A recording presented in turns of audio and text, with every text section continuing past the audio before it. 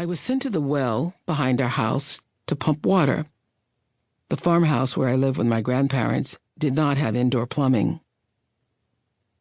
From the window, my grandmother caught a glimpse of me twirling my fingers in the water and became enraged.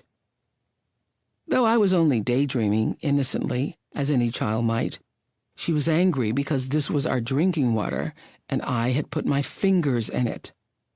She then asked me if I'd been playing in the water, and I said, "No."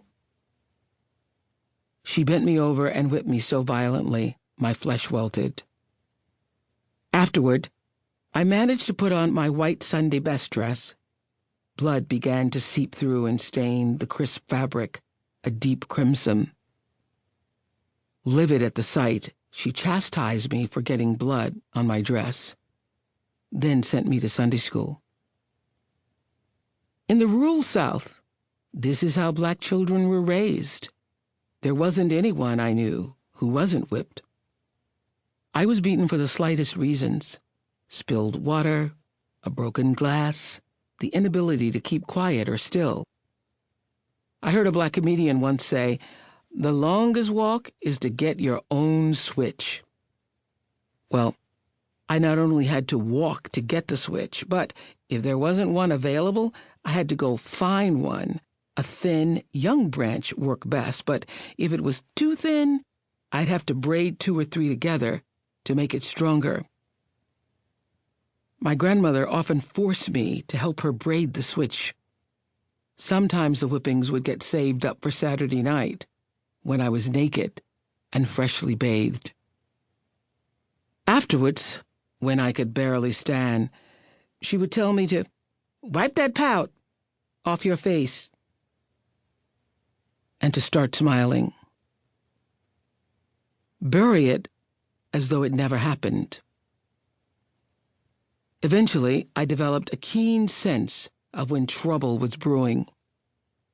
I recognized the shift in my grandmother's voice, or the look, that meant I had displeased her.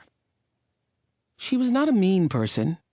I believe she cared for me and wanted me to be a good girl, and I understood that hushing my mouth or silence was the only way to ensure a quick end to punishment and pain. For the next 40 years, that pattern of conditioned compliance, the result of deeply rooted trauma, would define every relationship, interaction, and decision in my life.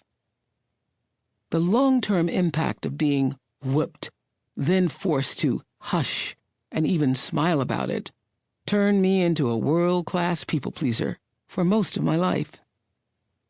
It would not have taken me half a lifetime to learn to set boundaries and say no with confidence had I been nurtured differently. As an adult, I'm grateful to enjoy long-term, consistent, loving relationships with many people.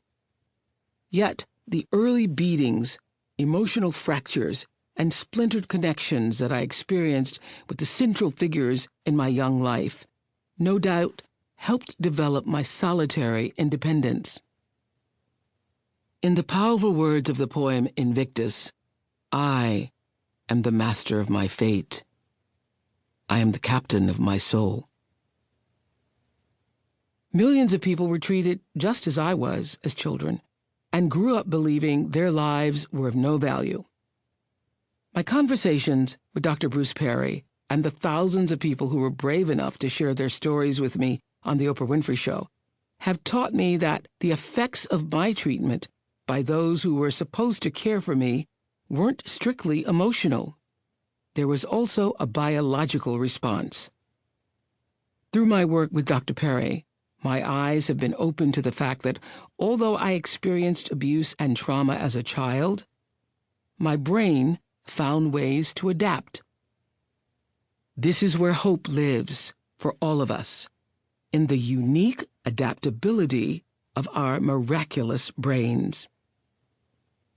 As Dr. Perry explains in this audiobook, understanding how the brain reacts to stress or early trauma helps clarify how what has happened to us in the past shapes who we are, how we